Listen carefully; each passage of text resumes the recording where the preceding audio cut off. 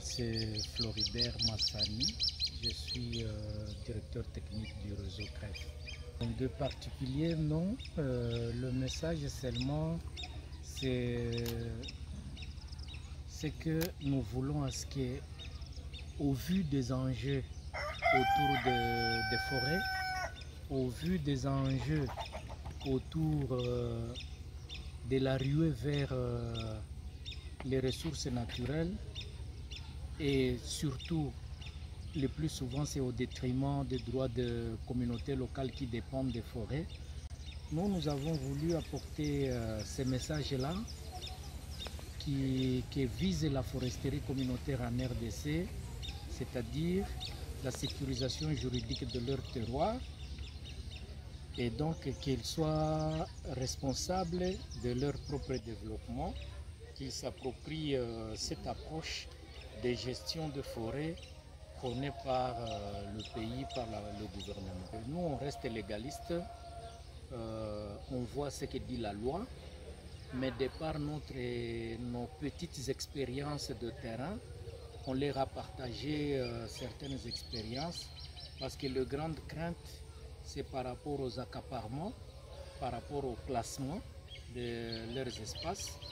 Et nous leur avons donné les garanties que donne le cadre légal sur la foresterie communautaire, mais aussi les garanties qui sont incluses dans la foresterie communautaire vise 6 objectifs en RDC. Le premier objectif de la foresterie communautaire, c'est de faire en sorte que les communautés luttent contre la pauvreté, leur propre pauvreté, en valorisant les ressources qui sont dans leur terroir. Le deuxième objectif qui vise la foresterie communautaire en RDC, c'est lié à la gestion durable des forêts. Et avec ça, on a dit que la foresterie communautaire constitue une opportunité pour les communautés de pouvoir apprendre les nouvelles pratiques de durabilité des ressources. Le troisième objectif, c'est la cohésion sociale et la paix.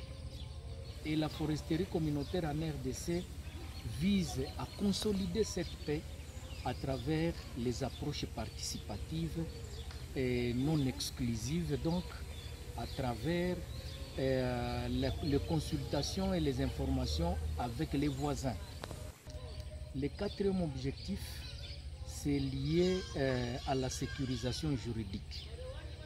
La sécurisation juridique, c'est-à-dire que les communautés, lorsqu'elles s'engagent dans le processus, elles font en sorte qu'elles obtiennent les titres à travers l'arrêté du gouverneur qui constitue une garantie de sécurité juridique de leur terroir.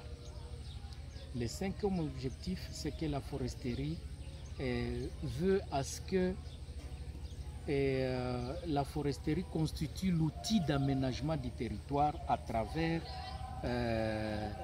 les plans simples de gestion et toutes les affectations qui se font dans les terroirs des communautés.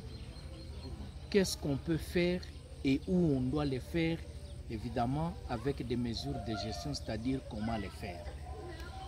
Et enfin, le sixième objectif, c'est l'amélioration de la gouvernance forestière. À ce niveau, la foresterie communautaire veut tout simplement que tout ce qui était informel dans l'exploitation des ressources forestières se fasse de manière formelle et donc légalement.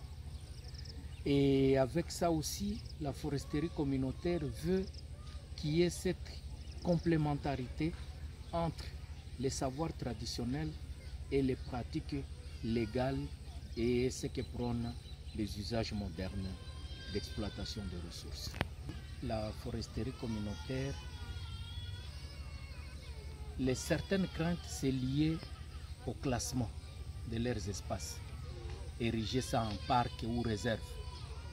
Et avec ça, nous disons que la foresterie communautaire telle qu'est prônée par son cadre légal et le gouvernement de la RDC, et telle que nous aussi, on les met en œuvre, ça ne change pas de statut de forêt. Les forêts sont des forêts protégées et donc ces forêts-là ne peuvent pas migrer vers les forêts classées.